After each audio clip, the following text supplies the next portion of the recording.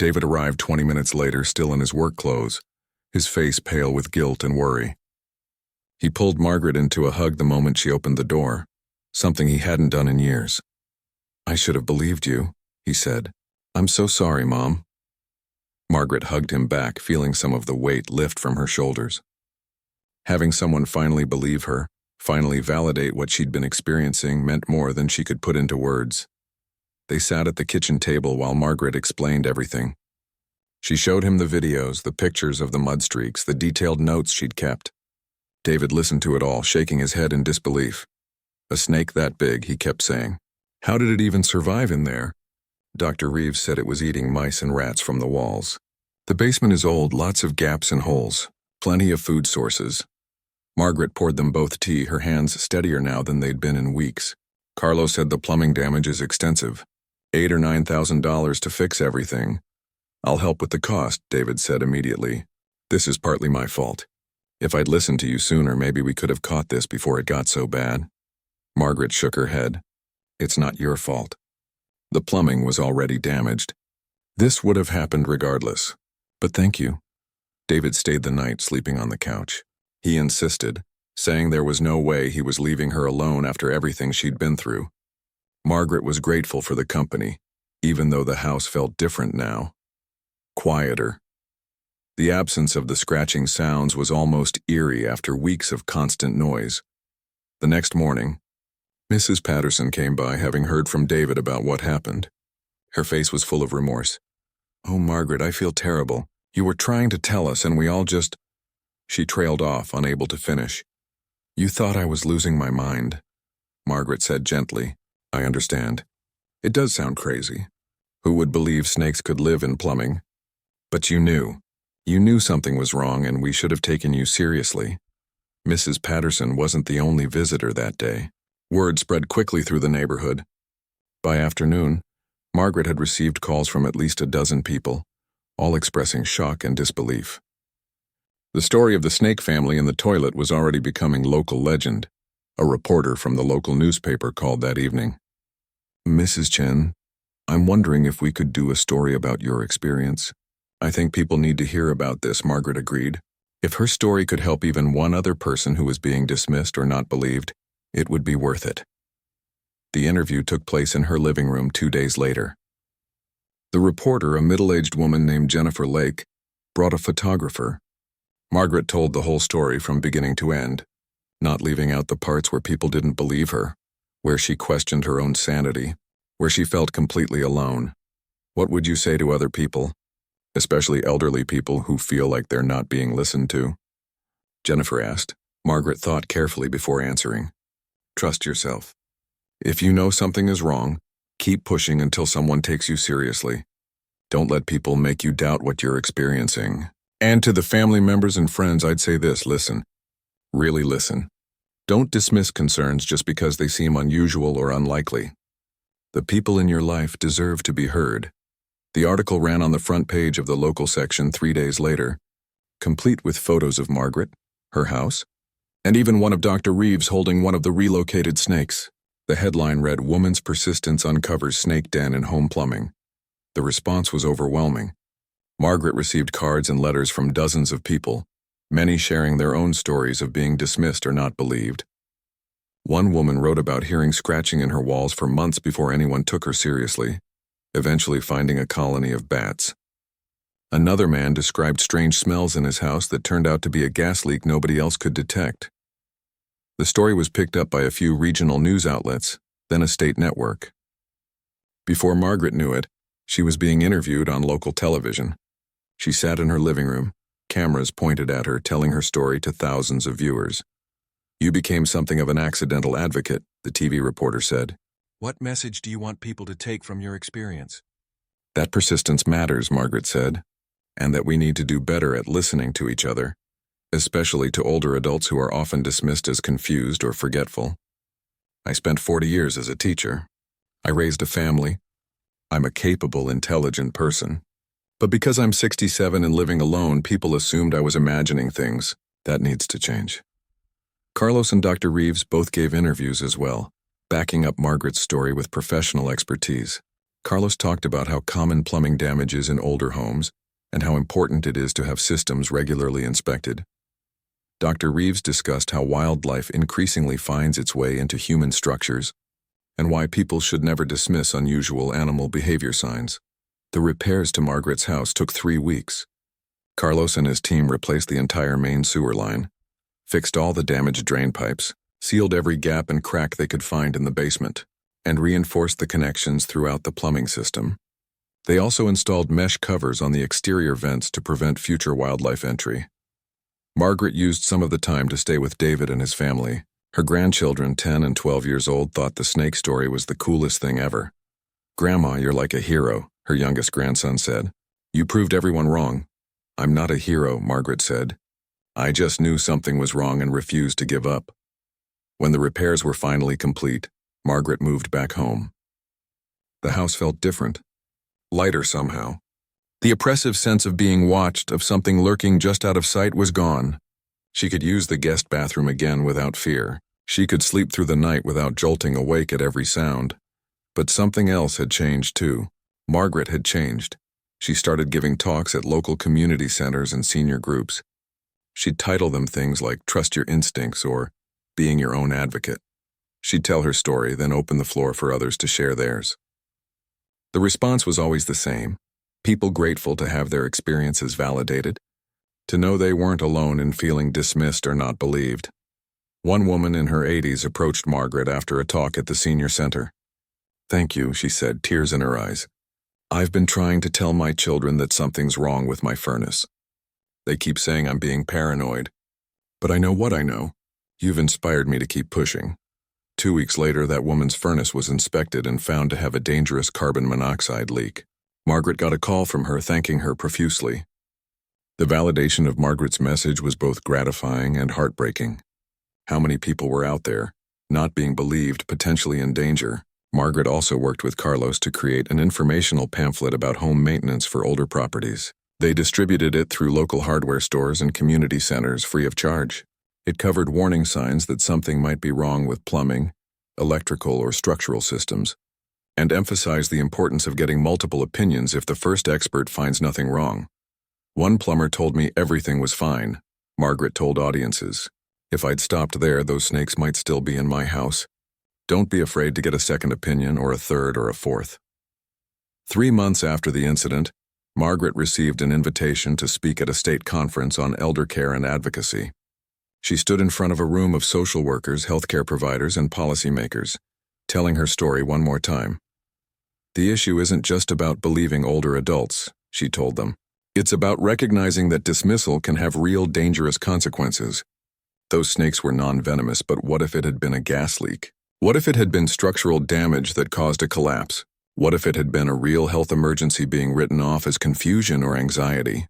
The room was silent, everyone listening intently.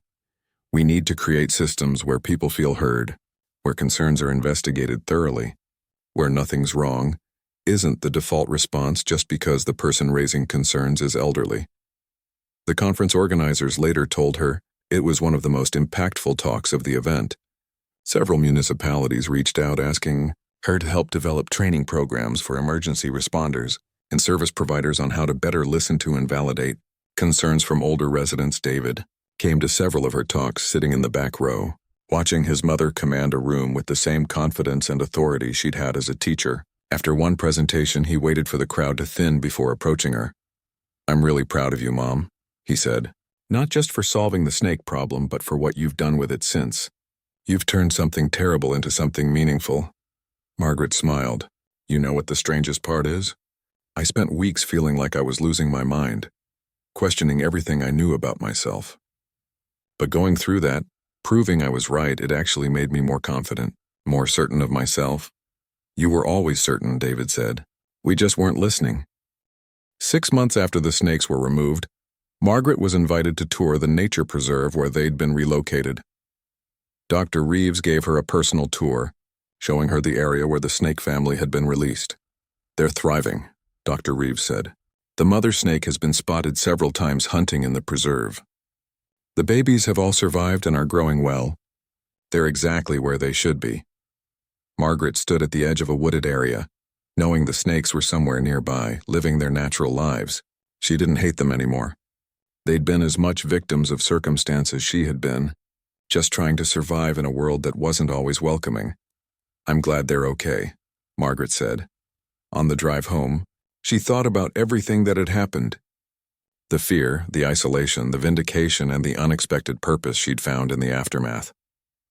She'd gone from being a lonely widow trying to maintain an old house to being an advocate, a speaker, someone whose story mattered to others. The house was quiet when she got home, but it was a peaceful quiet now. No scratching, no splashing, no mysterious sounds in the night, just the normal creaks and groans of an old house settling. Margaret made herself dinner and sat at her kitchen table, the same table where she'd spent so many sleepless nights documenting sounds nobody believed. She pulled out her calendar and checked her schedule. She had 2 talks booked for the following week, a planning meeting for a community education program and lunch with Mrs. Patterson. Her phone buzzed with a text from David. "Sunday dinner at our place? The kids want to hear more snake stories." Margaret smiled and texted back, "I'll be there." She looked around her house, at the walls that had witnessed so much drama, at the bathroom down the hall with its newly installed toilet and completely renovated plumbing. This place had tested her, pushed her to the edge of her sanity, made her question everything, but she'd survived it. More than survived, she'd thrived. Margaret Chen had heard odd noises coming from the toilet, and nobody had believed her until it was too late to ignore. But in the end, she'd been vindicated. She'd been right. And she'd used that experience to help others find their voices, to trust their instincts, to never stop fighting to be heard. The house was finally quiet, but Margaret's voice was louder than ever. The plumber arrived exactly 53 minutes later. Margaret had been watching out the window and she opened the door before he even knocked. He was young, probably in his late 20s, with the name Carlos stitched on his work shirt. He carried a large toolbox and had the slightly weary expression of someone who'd been called out on too many false alarms. "You're the emergency call? Something in the toilet?" he asked. Margaret nodded, stepping aside to let him in. "Thank you for coming so quickly. I know it sounds strange, but there's something living in my pipes." "I've seen it." Carlos gave her that look. That same skeptical, slightly pitying look every other plumber had given her. But at least he was here, and at least he was willing to look. "Let's check it out," he said, following her to the bathroom. Margaret stood in the doorway while Carlos knelt down beside the toilet. He lifted the lid, checked inside the tank, flushed it a few times. All the standard checks she'd seen before. "Everything looks normal so far," he said. "When do you usually hear these noises?" "Mostly at night, but sometimes during the day too. And I've seen movement down in the gap where the toilet connects to the floor. There's something there." Carlos looked where she was pointing. He pulled a small flashlight from his belt and shined it around the base of the toilet. His expression changed. Not much, but Margaret noticed it. The skepticism faded slightly, replaced by something closer to curiosity. "Huh," he said. "Your wax seal is definitely compromised. See this gap here? That shouldn't be there." "I know. I saw something moving in there." Carlos stood up and looked at Margaret more carefully. "Have you noticed any other issues? Water backing up, slow drains, anything like that?" "No, just the noises. And the smell. And the mud on the floor." "Mud?" Margaret showed him the pictures on her phone. Carlos scrolled through them, his expression growing more serious. "Okay," he said finally. "I'm going to need to remove the toilet from the floor. If something's gotten into your pipes, that's the best way to check. It's going to cost extra. I don't care about the cost. Just do it." Carlos went out to his truck and came back with more tools. Margaret watched as he shut off the water supply to the toilet, flushed it to empty the tank, then disconnected the water line. He grabbed towels from his truck to soak up any remaining water. "You might want to step back," he said. "Sometimes these old toilets can be pretty disgusting when you pull them up." Margaret took a few steps back but kept watching. She'd waited weeks for this moment. She wasn't going anywhere. Carlos worked quickly, unscrewing the bolts that held the toilet to the floor. They were old and rusty, and one of them broke off completely. He muttered something under his breath, then positioned himself to lift. "These old toilets are heavy," he grunted, getting a good grip. "On 3. 1, 2. He lifted and the toilet came free from the floor with a wet sucking sound. The smell hit them both immediately. That earthy, musky, living smell, but much stronger now. Carlos's eyes watered. He carefully walked the toilet over to the side of the room and set it down.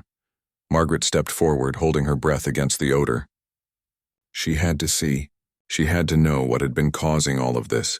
Carlos shined his flashlight down into the drain pipe, the opening that had been sealed beneath the toilet.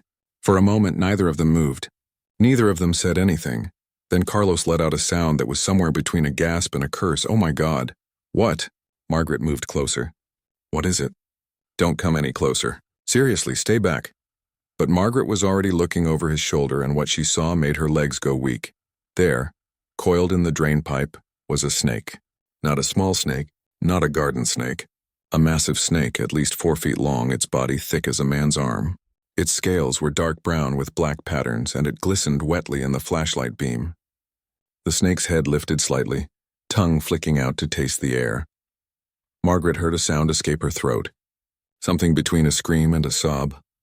"That's a rat snake," Carlos said quietly, still shining his light on it. "Non-venomous, but big. Really big. And it's been living in your pipes." The snake moved, trying to retreat further down into the darkness, but there wasn't much room. "Its body filled most of the pipe. How?" Margaret whispered. "How did it get in there?" Carlos carefully moved his flashlight, examining the pipe opening and the surrounding area. "See these cracks? Your sewer line is damaged. Probably been that way for years. Snake could have come in through the basement or wherever your main line runs. Found a nice cool damp place and just moved in. We need to get it out." "Yeah, but I can't do that. I'm a plumber, not animal control. We need a wildlife specialist." Carlos stood up, careful not to make any sudden movements that might agitate the snake. "And we need to check for more." "More?" Margaret felt dizzy. Where there's one, there might be others. Rat snakes don't usually travel alone during breeding season. And given the size of this one, we should check for eggs or young. Margaret's hand flew to her mouth. The thought of multiple snakes, possibly babies, living somewhere in her house made her stomach turn. Carlos made a call on his phone while keeping an eye on the drain opening. "Yeah, this is Carlos with Rapids Plumbing. I need a wildlife specialist at..." He gave Margaret's address. "No, I'm serious. 4-foot rat snake living in the plumbing. We're going to need someone who knows what they're doing." While they waited, Carlos did a preliminary inspection of the bathroom, checking the walls, the floor, looking for other possible entry points. He found cracks in the baseboard near the tub. He found a gap where the old cast iron pipes went through the floor. "Your house has a lot of vulnerable spots," he explained. "This place is what, 100 years old? The infrastructure is showing its age. Snake probably found the easiest way in through a cracked sewer line in the basement or crawl space, then navigated up through the plumbing system to here. I told everyone something was in there," Margaret said, her voice shaking. "For weeks. Nobody believed me." Carlos looked at her with genuine sympathy. "I believe you, and I'm sorry you had to deal with this alone. Honestly, this is one of the strangest things I've seen, and I've been doing this for 8 years. The wildlife specialist arrived about 30 minutes later. Her name was Dr. Elena Reeves, and she carried herself with the calm confidence of someone who'd dealt with much worse situations. She brought equipment, thick gloves, special tools that Margaret didn't recognize. "Let's see what we're dealing with," Dr. Reeves said, kneeling down beside the drain opening. She examined the snake carefully, taking photos, making notes. "Eastern rat snake, female, probably around 5 years old based on the size. Well-fed too, which means she's been catching mice or rats in your walls. That's actually good news in a weird way. She's been helping with pest control." "I don't care what she's been eating," Margaret said.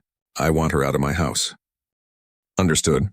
But before we remove her, we need to check for a nest. Carlos mentioned you have a basement." Margaret's heart sank.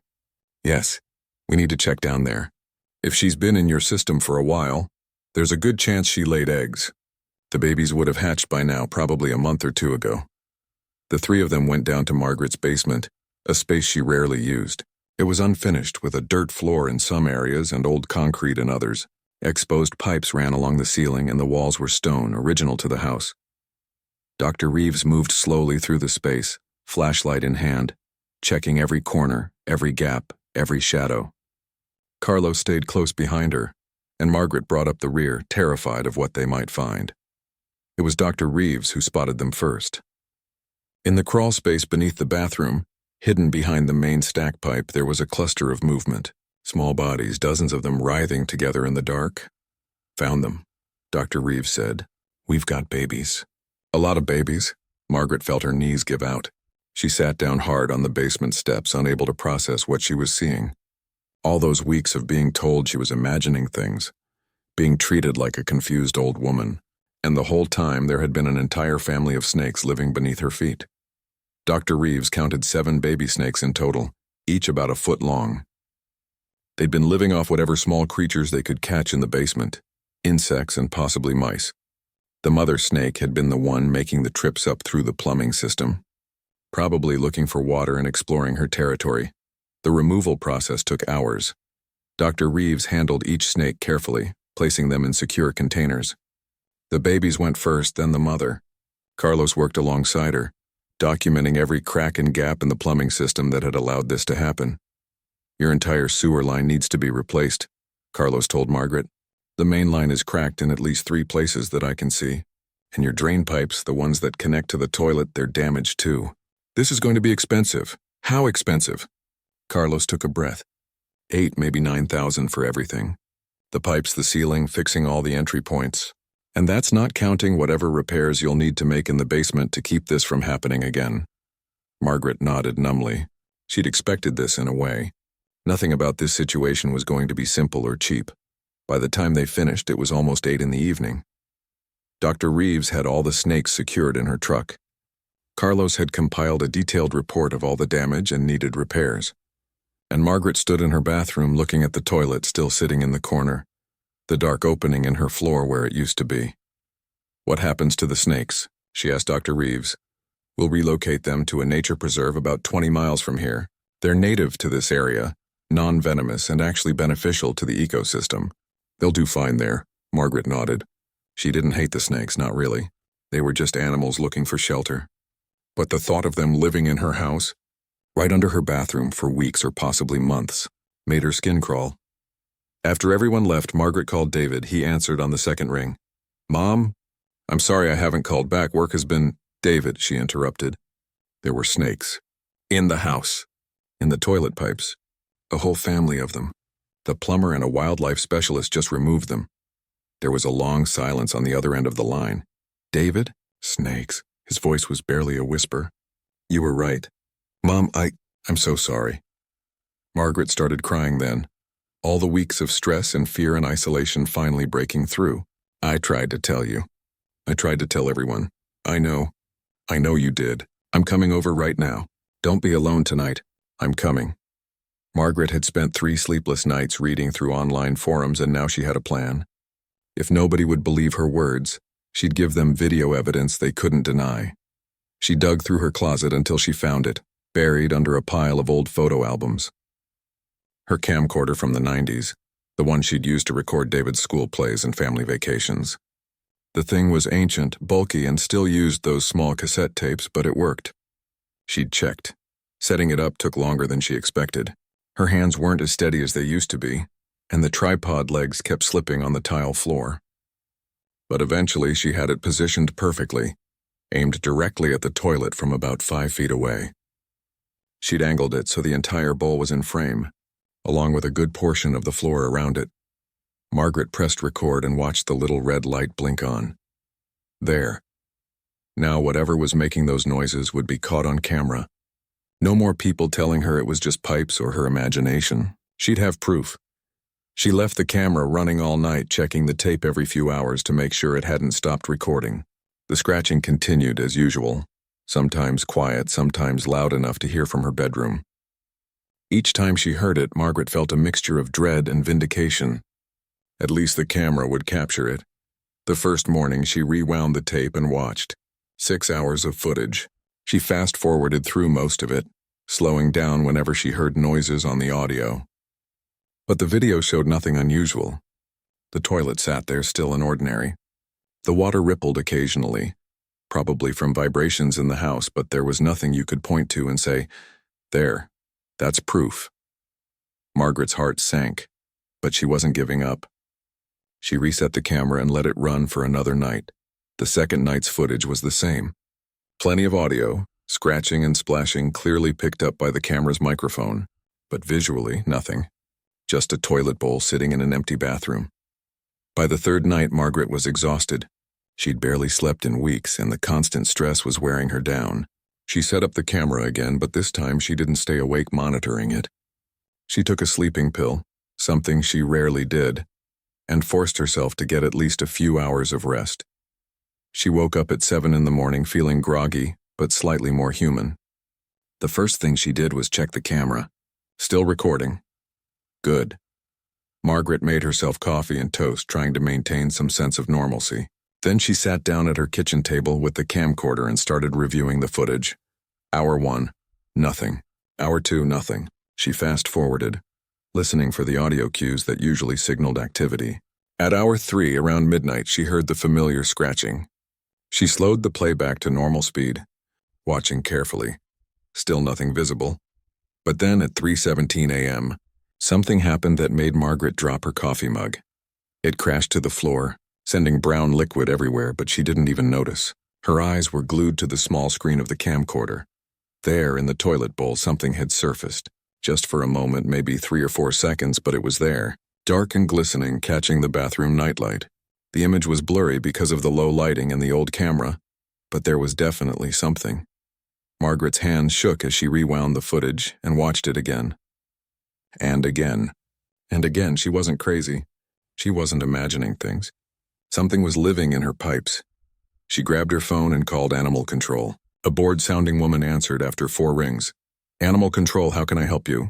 "There's something in my toilet," Margaret said, speaking quickly. "I have video evidence. Something is coming up through my pipes." "What kind of animal do you think it is, ma'am?" I don't know. I can't tell from the video. It's dark and it's only there for a few seconds." There was a pause. "We can't really send someone out without knowing what we're dealing with. Can you describe it better?" "It's dark. Maybe black or dark brown. Shiny, like it's wet. It moved quickly. Could be a rat. Or maybe a bird fell into your vent pipe.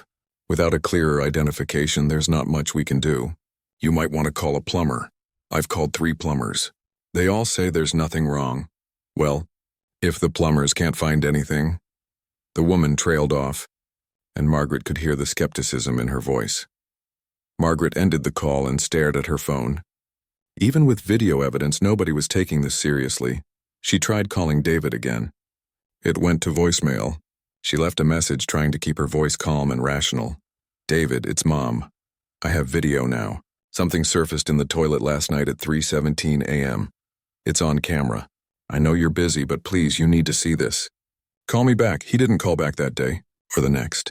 Margaret spent hours analyzing that brief clip. She'd transferred the footage to her computer using an old cable she found in a drawer, then used the computer's media player to go frame by frame. The quality wasn't great. Zooming in just made things blurrier, but she could definitely see something. It had form and substance. It moved with purpose. She printed out the clearest frame she could get, even though it just looked like a dark blob against the white porcelain. Still, it was something. It was proof. Mrs. Patterson came by on Tuesday for their usual coffee. Margaret showed her the video immediately, before they'd even sat down. "Look, right there," Margaret said, pointing at the screen as the dark shape surfaced. "See it?" Mrs. Patterson squinted at the computer screen. She was older than Margaret, and her eyesight wasn't what it used to be. "Oh dear, I'm not sure what I'm looking at." "There, that dark shape. That's something coming out of the toilet." It's very blurry, isn't it? Could be a shadow, maybe? Or the water catching the light funny?" Margaret felt tears prick her eyes. Even with video evidence, even with clear documentation, people still doubted her. "I'm not making this up," she whispered. Mrs. Patterson reached over and patted her hand. "Of course you're not, dear. I'm just saying, well, it's hard to tell what that is. Have you thought about maybe taking a little break? Coming to stay with David for a few days? You seem very stressed." Margaret pulled her hand away. "I'm stressed because something is living in my house and nobody believes me." After Mrs. Patterson left, Margaret sat alone in her kitchen, staring at the paused video on her computer screen. That dark, blurry shape that everyone else dismissed as shadows or water or her imagination. She thought about what Mrs. Patterson had suggested. Maybe she should leave, go stay with David, but that felt like giving up, like admitting defeat, and more importantly, what would happen to her house if she left? Would whatever was in those pipes take over completely? That night, Margaret made a decision. If nobody else would take this seriously, she'd handle it herself. She put on her oldest clothes, ones she didn't care about ruining. She found her gardening gloves, the heavy-duty ones she used for pulling weeds. She grabbed the biggest flashlight she owned and a bucket, though she wasn't sure what she'd need the bucket for. At 10 o'clock, when the scratching usually started, Margaret positioned herself in the bathroom. She sat on the closed lid of the toilet, flashlight in hand, and waited. The scratching came right on schedule. Margaret could feel the vibrations through the porcelain beneath her. She stood up and lifted the toilet seat, shining her flashlight down into the bowl. The water rippled. Something was definitely moving down there in the pipes. Margaret's heart pounded, but she forced herself to stay calm. She needed answers. She needed proof that would convince everyone this was real. She reached for the toilet tank lid, planning to inspect the internal mechanisms. Maybe she could see something from that angle. The lid was heavy and awkward, and her hands were sweating inside the gloves. It took both hands to lift it properly. When she finally got it off and set it aside, Margaret peered into the tank. Everything looked normal at first. The usual components, all functioning as they should. But she noticed something odd. The water level in the tank was lower than it should be, and there was a faint smell, that same earthy, musky odor that had been plaguing her bathroom. She flushed the toilet, watching the water cycle through the system. The tank emptied into the bowl drained through the pipe, fresh water refilled both. It was all working perfectly. But as she watched, Margaret noticed something that made her lean in closer. At the base of the toilet, where it connected to the drain pipe, there was a gap. Not a big one, maybe a quarter-inch, but it was wider than it should be. The wax seal looked disturbed, pushed out of place somehow. Margaret got down on her knees, flashlight in hand, and peered into that gap. It was dark down there, deeper than she expected. She adjusted the angle of her flashlight, trying to get a better look. That's when she saw it. Movement. Definite movement in the shadows of that pipe. And scales. Or was it fur? She couldn't tell, but something was down there. Something alive. Margaret scrambled backward, her breath coming in short gasps. She'd wanted proof, and now she had it, sort of. She hadn't seen enough to identify what it was, but she'd seen enough to know for certain that she'd been right all along. Something was living in her plumbing. She grabbed her phone with shaking hands and searched for emergency plumbing services. She didn't care about the cost anymore. She didn't care if they thought she was crazy. She'd pay whatever it took to get someone out here immediately. The first 3 companies she called couldn't come until the next day. The fourth one, a 24-hour service called Rapids Emergency Plumbing, said they could have someone there within an hour. It'll be double our normal rate for emergency service, the dispatcher warned. I don't care, Margaret said. Just send someone, now. 2 weeks had passed since Margaret first heard the scratching, and things had gotten worse. Much worse. The sounds weren't occasional anymore. They were constant. Every single night, like clockwork, the scratching would start around 10 o'clock and continue until dawn. Margaret had started keeping a notebook, documenting every occurrence. Tuesday night, scratching from 10:15 p.m. to 6:30 a.m. Wednesday night, scratching plus splashing at 2:17 a.m. Thursday night, scratching, splashing, and what sounded like movement. She'd read the notebook to David over the phone, hoping the detailed records would convince him this was real. Instead, he'd suggested she might want to talk to her doctor about anxiety. Mom, this level of fixation isn't healthy, he'd said. Margaret had hung up on him. Her own son thought she was losing it, but she wasn't. She knew she wasn't, because the evidence was mounting. The water level in the toilet had started fluctuating. Margaret checked it every morning, and every morning it was different. Sometimes the bowl would be nearly empty, with just a few inches of water at the bottom. Other times it would be filled almost to the brim. She'd taken pictures with her phone, showing the different levels. But when she'd tried to show Mrs. Patterson, her neighbor had just patted her hand sympathetically. Sometimes water evaporates, dear, Mrs. Patterson had said gently, in that tone people use when they're trying not to upset someone they think is confused. Margaret had stopped trying to explain after that.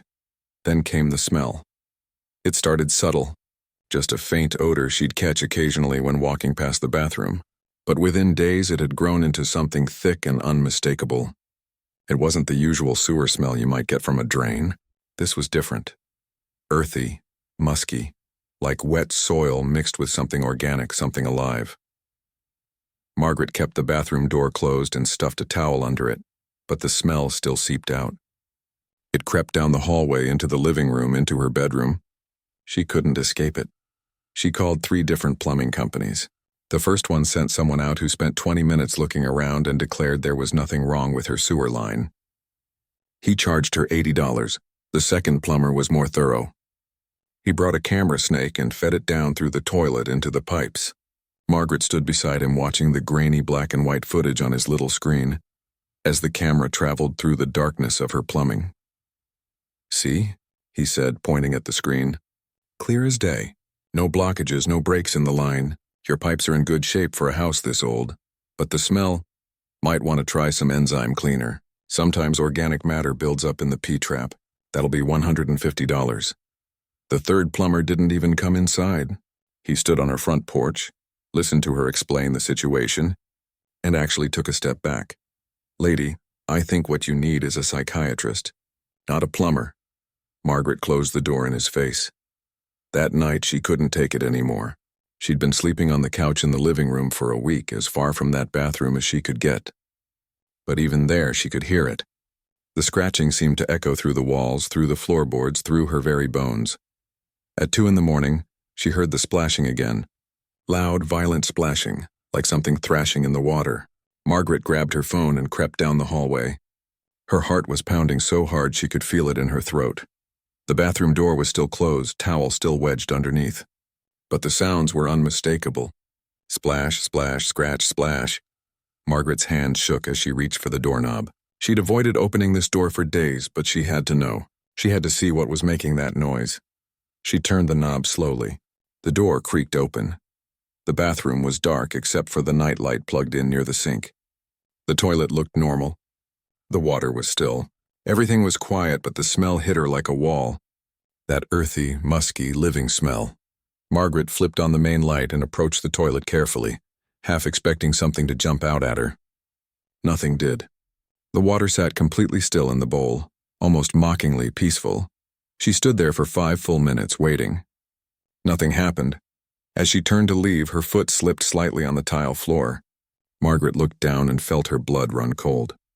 There on the white tile were streaks of mud. Dark, wet mud that definitely hadn't been there before. She would have noticed. She cleaned this bathroom every day, paranoid about documenting any changes. The mud formed a small trail from the base of the toilet toward the shower, like something had dragged itself across the floor. Margaret's hands were shaking so badly she could barely hold her phone steady as she took pictures. She took dozens of them from every angle, making sure the lighting was good, making sure the mud was clearly visible. In the morning, she called David before he left for work. "You need to see this," she said, not bothering with hello. "I have proof." David sighed heavily. "Mom, I have pictures. There's mud on the bathroom floor.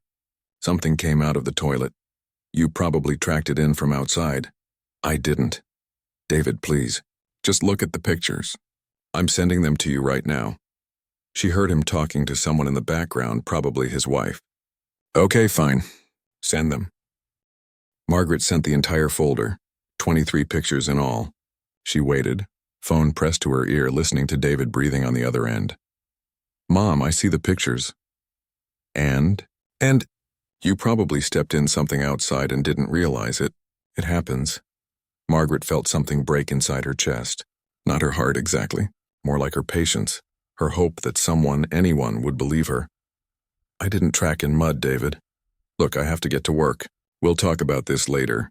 He hung up. Margaret sat at her kitchen table staring at the phone in her hand. She'd spent 40 years teaching children, raising a family, being a respected member of her community. She'd never been the type to overreact or seek attention. She'd always been the practical one, the rational one, but now everyone treated her like she was fragile. Like she was making things up. Like she was a confused old woman who couldn't tell reality from imagination. The worst part was that small voice in the back of her mind, the one that whispered, maybe they were right. Maybe she was losing it. Maybe this was the beginning of dementia, or some other horrible thing that happens to old people. Maybe the scratching was just pipes. The smell was just drainage issues, and the mud was something she'd tracked in without remembering. That afternoon, Margaret cleaned the bathroom again. She scrubbed the tiles until her knees ached from kneeling. She poured bleach down the toilet, hoping to kill whatever smell was coming from the pipes. She opened all the windows, trying to air out the house. But that night it all started again. The scratching louder than ever. The splashing at odd hours. And when Margaret forced herself to check the bathroom at 4 a.m, there were new streaks of mud on the floor. This time, she didn't call anyone. She didn't take pictures. She just stood there in her nightgown, staring at the evidence that something was very, very wrong with her house. And nobody believed her. Margaret went back to her bedroom and pulled out her laptop. If professional plumbers couldn't help her, if her own family wouldn't believe her, then she'd figure this out herself. She started searching online, typing in every combination of words she could think of. Strange noises from toilet, scratching sounds in plumbing, animals in drain pipes. That's when she found them. The forums. Dozens of posts from other homeowners describing similar experiences. Scratching sounds, fluctuating water levels, unexplained odors, and in many cases the culprit turned out to be wildlife. Rats, possums. In one case, a family of raccoons had somehow gotten into someone's plumbing system through a broken sewer line. Margaret read post after post, her heart racing. She wasn't crazy. This was real. This happened to other people. There were explanations, solutions, proof that she wasn't imagining things. But she also read the other responses, the ones from family members who thought their relatives were overreacting, the plumbers who found nothing wrong, the weeks and sometimes months of being dismissed before the problem was finally taken seriously. Margaret closed her laptop and looked at the clock. It was almost dawn. She'd been up all night again, researching, documenting, trying to prove her sanity to a world that had already decided she'd lost it. The scratching echoed through the walls, a constant reminder that whatever was in her pipes wasn't leaving. It was getting comfortable, making a home in her home. And Margaret realized with growing horror that if nobody would believe her now, what would it take for them to finally listen? How bad would things have to get before someone took her seriously? She was about to find out. Margaret Chen had always been proud of her old house. The place was over 100 years old, with creaky wooden floors and tall windows that let in the morning sun just right. She'd lived there for 3 years now, ever since her husband passed away. At 67, she managed the whole property by herself, and honestly, she liked it that way. It gave her something to do, something to focus on. But that August evening changed everything. It was humid, the kind of sticky heat that makes you want to take 3 showers a day. Margaret had just finished washing the dinner dishes and was getting ready for bed. She walked into the guest bathroom to brush her teeth, the one down the hall that nobody really used anymore. That's when she heard it, a scratching sound. Faint, but definitely there. She stopped mid-step, her toothbrush still in the holder. The sound came again. It wasn't constant, more like someone dragging their fingernails across something hollow, and it was coming from the toilet. Now, Margaret wasn't the type to scare easily. She'd been a schoolteacher for 40 years. She'd dealt with fire drills, parent conferences, and 25 restless kids at a time. A strange noise didn't rattle her. But this was different. This was in her home, in her space, and it didn't make any sense. She walked closer to the toilet, leaning down to listen. The scratching stopped. She waited, holding her breath. Then it started again, followed by what sounded like rustling, like paper being crumpled up inside the pipes. What on earth could that be? Margaret flushed the toilet, thinking maybe that would clear out whatever was causing the noise. The water swirled down. Fresh water filled the bowl, and for a moment everything was quiet. She let out a breath she didn't know she was holding. But then, not even 5 minutes later, it started again. Scratch, scratch, rustle. She stood there in her nightgown, staring at the toilet like it might suddenly explain itself. This was ridiculous. Toilets didn't make scratching noises. Pipes gurgled sometimes, sure. Old houses settled and creaked. But this was different. Margaret grabbed her phone and called her son, David. He lived about 20 minutes away with his wife and 2 kids. The phone rang 4 times before he picked up. "Hey, Mom, what's up?" "David, I need you to listen to something," she said, walking back into the bathroom. She held the phone near the toilet bowl. "Mom, what am I listening to?" "The toilet. There's a scratching sound." There was a pause on the other end. "A scratching sound?" "Yes, listen, but of course, at that exact moment, the sound stopped. Murphy's Law in action. I don't hear anything, Mom." "Well, it was just there. Something's in the pipes, I think." David sighed, and Margaret could picture him rubbing his forehead the way he always did when he was tired. Mom, it's probably just the pipes.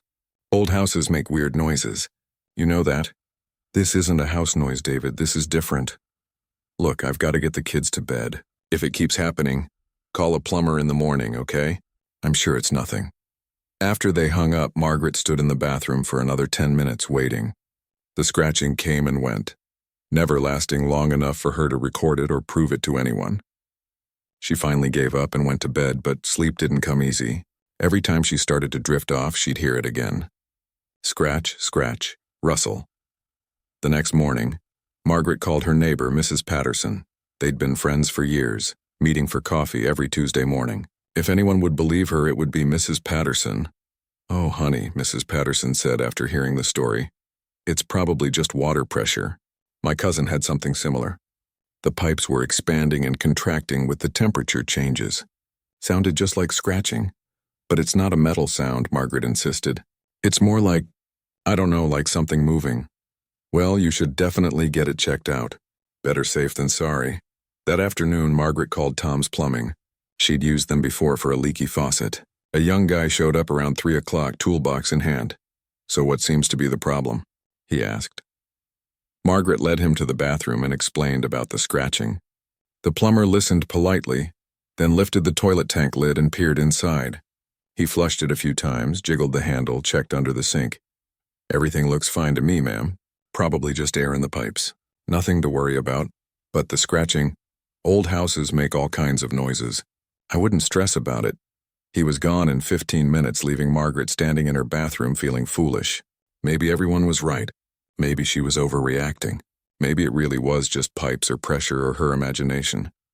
But that night the sounds came back, louder this time.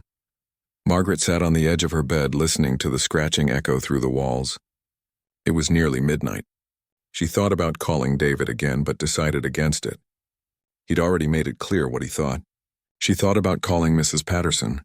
But what could an elderly neighbor do at this hour? So she did what any reasonable person would do. She walked back to that bathroom, turned on every light, and sat on the floor with her back against the tub, watching the toilet like it was a wild animal that might attack.